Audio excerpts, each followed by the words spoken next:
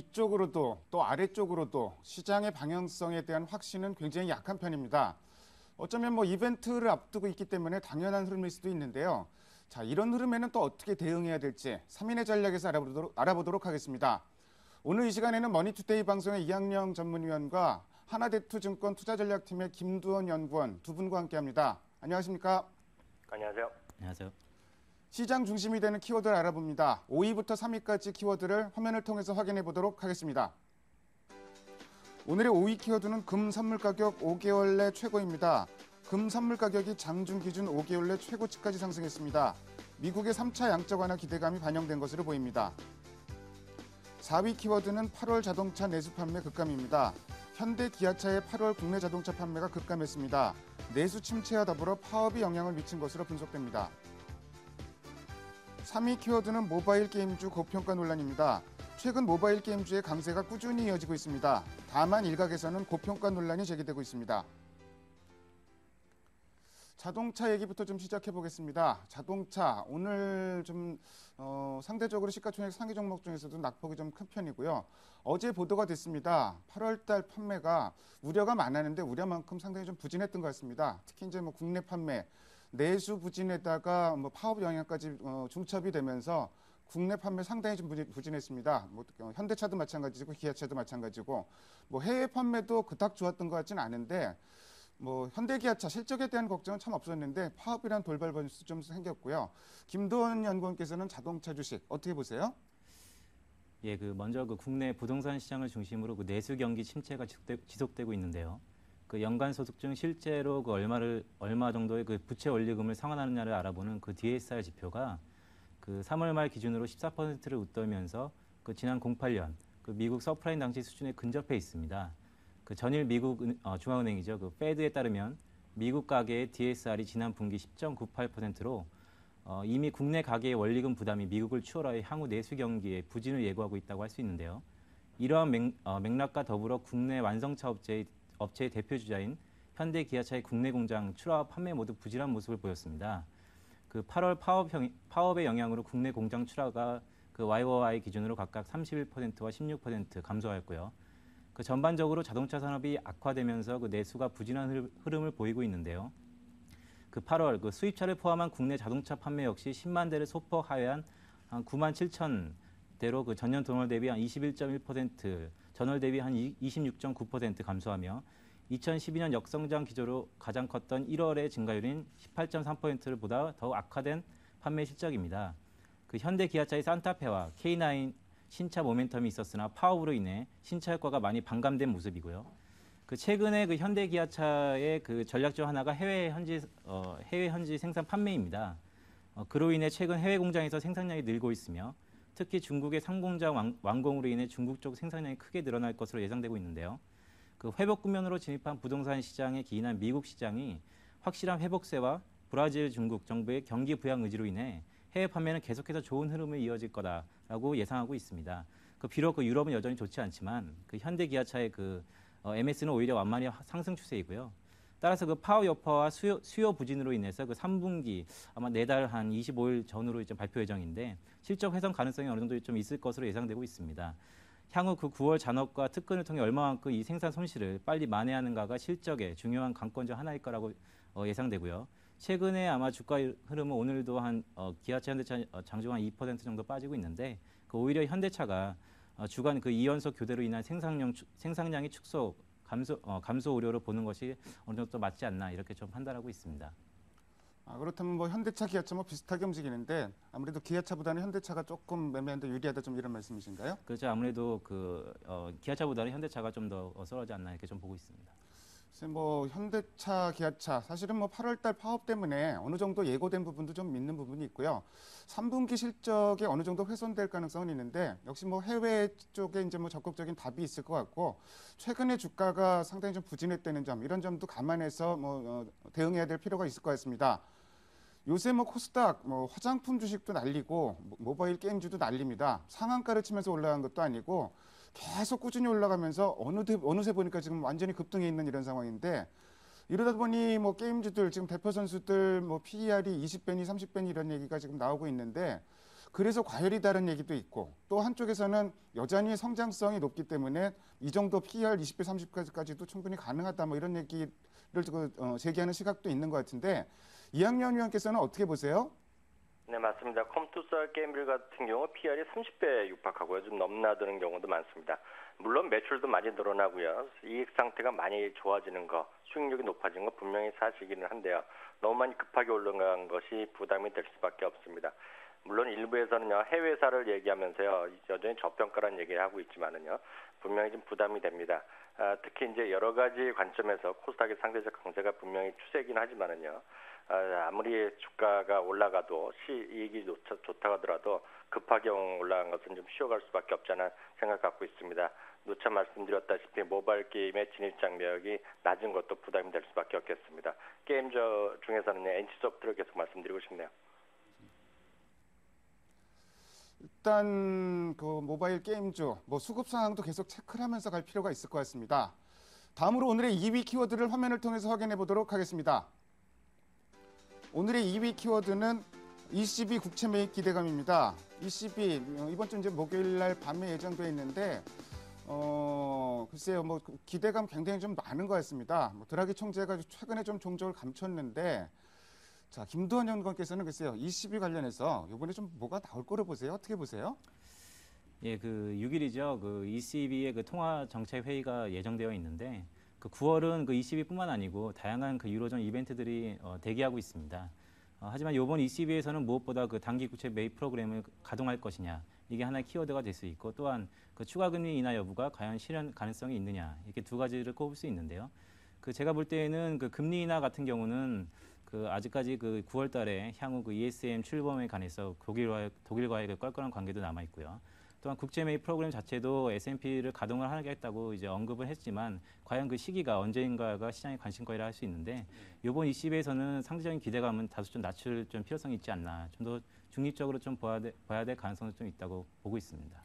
그렇다면 이제 그 흔히들 하는 얘기가 독일의 이제 그 헌재 판결, 그러니까 ESM에 대한 헌재 판결 이후에 나와도 뭐가 나오지 않겠냐 이런 시각도 상당히 많은데 좀 그런 쪽으로 보시는 건가요? 그렇죠. 아무래도 그 지금의 유로존의 그 ESM의 출범에 관해서 가장 키를 갖고 있는 게 독일이라고 할 수 있습니다. 그래갖고 독일의 입장이 확실히 정해진 후에 상대적으로 다른 여타 국가들과 의견들이 수렴하지 않을까 이렇게 좀 보고 있습니다. 자, 유럽 문제 일단 우리가 예측하기는 상당히 좀 어려운 부분이 많습니다. 그렇기 때문에 일단 뚜껑을 열어놓고선 판단하는 수밖에 좀 없을 것 같고요. 중국 얘기도 한번 여쭤볼게요. 중국 지표는 굉장히 나쁘게 나왔습니다. 근데 어제 그 주말에 이제 국가 통계국 PMI가 나왔고 어제는 이제 HSBC PMI 확장치가 나왔는데 예비치보다도 더 나쁘게 나오고 그러니까 오히려 경기 부양하는 게 아니냐 그러고 어저께 중국 상해 증시도 반짝 올라오고 좀 이런 모습이었는데요. 오늘은 비록 좀 약하긴 약합니다. 중국 경기 부양 관련해서 좀 나올 게 있을까요? 그 말씀하신 것처럼 그 전일이죠. 그 HSBC PMI 제조업 지수 확정치 또한 그 지난 1일 토요일에 그 통계국 PMI 역시 기준선을 하회하면서 전반적으로 그 중국의 제조업황이 좀 침체 국면을 겪고 있다 이렇게 보여지는데요. 이번 발표로 중국 경제가 여전히 하방 리스크에 직면해 있음을 재차 확인하였다고 볼 수 있습니다. 그 해외 수요가 부진한 상황 속에서 기업들의 경영난이 더욱 심화되고 있고요. 정책적으로 지원이 시급한 상황입니다. 그 제가 볼 때는 그 올해 남은 기간 동안 그 한 차례 금리 인하 및 그 지준율 인하가 나타날 것으로 예상하고 있는데요. 이 외에도 그 감세, 인프라 투자 확대, 사회보장 강화 등을 진행할 것으로 보입니다. 하지만 과연 중국의 그 경기 부양은 그 시기가 언제냐에 그 시장의 모든 귀추가 주목됐다고 할 수 있는데요. 이런 경제적인 그 제조업 지수의 그 하락 외에도 상대적으로 악조건 속에서도 다소 희망적인 부분을 들여다볼 필요성도 있습니다.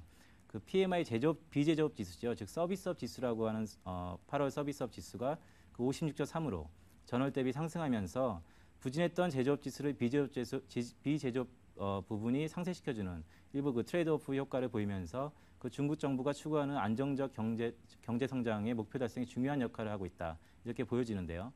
또한 그 중국의 그 부동산 시장이죠. 그 부동산 시장에 대해 보다 주목할 필요도 있습니다. 그 부동산 시장의 회복은 그 고용 증대와 더불어 그 정의 자산 효과, 즉 웰스 이펙트를 통한 소득의 증대를 가져오고 이는 결국 소비의 증가로 이어지며 중국 내수 경기의 회복을 의미하기도 하는데요. 그 실제로 그 전일이죠. 그 8월 중국 한 100개 도시의 그 주택 가격이 3개월 연속 상승하였습니다. 더구나 그 63개, 100개 중에 한 63개의 도시 주택이 상승하였는데 부동산 거래량이 안정적으로 접어든 가운데 그 10대 대도시 주택 가격 상승폭이 오히려 좀 두드러지는 등 투자자들의 낙관적인 심리가 일정 정도 반영되는 부분도 있다. 이렇게 할 수 있고요. 그 끝으로 한 2100선이 붕괴되면서 그 중앙 당국의 증시 띄우기가 한창인데요. 그 중국 증권선물거래소 그 금일 4일부터 그 관리 감독 비용을 그 한 0. 기존 한 0.04%인데 한 0.02%로 인하하면서 그 개인 투자자보다는 기관 투자자들의 보다 유리할 것으로 보입니다.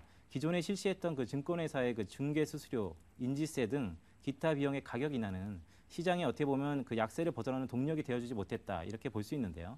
하지만 이번 선물거래 관리 감독 비용의 가격 인하는 현재 증권 당국의 의지를 다시 한번 보여준다라는 측면에서도 투자자의 심리를 고취할 것으로 좀 보여지고 있습니다.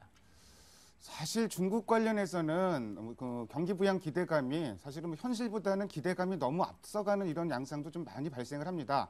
다만 중국 상황 지금 뭐 그 경기 지표 나오는 거 보면은 굉장히 나쁜 상황인 거 틀림없는데 그 중에서도 최근에 그나마 부동산 가격이 조금 상승하고 있다, 회복하고 있다. 그리고 서비스업 PMI가 일단 뭐 긍정적으로 나왔다. 예상치를 크게 웃돌았습니다. 이런 부분 정도는 긍정적으로 볼 수 있지 않겠느냐 이런 말씀을 해주셨습니다. 다음으로 오늘의 1위 키워드를 화면을 통해서 확인해 보도록 하겠습니다. 오늘의 1위 키워드는 보합권 공방입니다. 오늘 뭐 제가 그 오프닝하면서 시장이 길을 잃었다 이렇게 말씀을 드렸었는데 정말 오늘 방향성, 근데 뭐 사실 뭐 그 20비 통화정책회의라든지 이런 걸 앞두고 있기 때문에 뭐 방향성이 나오기는 쉽지는 좀 않을 것 같습니다. 김도현 의원께 일단 오늘 밤에 미국의 이제 그 ISM 제조업 지수가 발표되지 않습니까? 예. 뭐 금요일에는 이제 고용 지표도 발표되고 이렇게 하는데 뭐 시장에서는 좀 어떻게 보고 이 지표가 어떻게 나와야 되는 거예요? 그 금일 한국 시간 한 11시죠. 그 8월 ISM 제조업 지수가 발표 예정입니다. 그 물론 그 미국 경제에서 그 제조업이 차지하는 비중이 한 19% 정도로 다소 그 좀 경미한 수준입니다. 하지만 그 ISM 제조업 지수라는 게 그 서베이 지표이면서도 미국 경기를 가장 잘 설명할 뿐만 아니라 향후 주말에 발표 예정인 그 미국 고용 지표와 더불어 한 달여간의 그 미국 경제 지표의 향방을 어느 정도 가늠할 수 있는 잣대의 역할을 한다고 볼 수 있는데요. 따라서 그 결론부터 말씀드리자면 이번 지수는 지난 한 2달간의 기준선을 하회하면서 제조업 국면이 좀 침체 국면이 이어졌는데 금일은 그 기준선 상회와 더불어 그 시장에서는 단기적으로 긍정적인 호재다라고 할 수 있겠습니다. 그 지난 6월 그 3년여 만에 기준선을 하회하면서 그 2달 연속 침체 국면을 나타내던 그 ISM 제조업 지수의 세부 항목이 한 9개 정도 있는데요. 그중 그 한 거대한 5개 종목 중에 그 생산 부분이 여전히 호조세를 이어가고 있고요. 그다음에 나름대로 좀 선행성을 갖고 있는 그 신규 수주가 48포인트로 여전히 기준선 밑에 있지만 그 지난달부터 그 상승세를 보이고 있어 금일 지수의 기준선 회복 가능성을 어느 정도 좀 높이고 있지 않나 이렇게 좀 판단하고 있습니다. 그 따라서 그 ISM 제조업 지수의 상승과 함께 그 가장 민감한 업종, 그러니까 코스피의 업종 중에 가장 민감한 업종이 무엇이 있을까에 대해서 한번 관심을 가져볼 만도 한데요.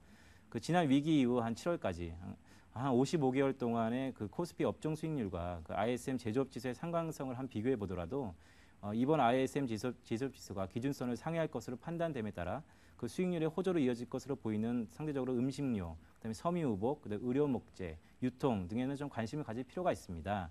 또한 그 호조세를 이어가고 있는 생산 부분, 그러니까 고용 부분에서 벤치마크, 그러니까 코스피보다도 아웃퍼폼하였던 그 섬유유복하고 또 유통 업에 관해서는 그 단기적으로 접근도 좀 고려해 볼 사항이다 이렇게 좀 판단하고 있습니다. 일단 뭐 ISM 제조업 지수가 뭐 기준선을 상회할 가능성이 높다. 상당히 좀 반가운 소식처럼 들리는데요.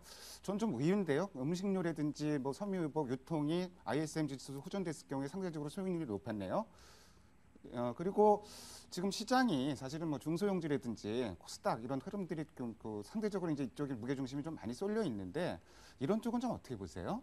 그 중소형주 그러니까 코스닥 같은 경우에는 그 어느 정도 20일 기준선에 대해서 현재까지 워낙 좀 낮아졌었기 때문에 단기 저항선에 미치기까지는 한 5% 정도의 완전 텀이 있는 것도 사실입니다. 네.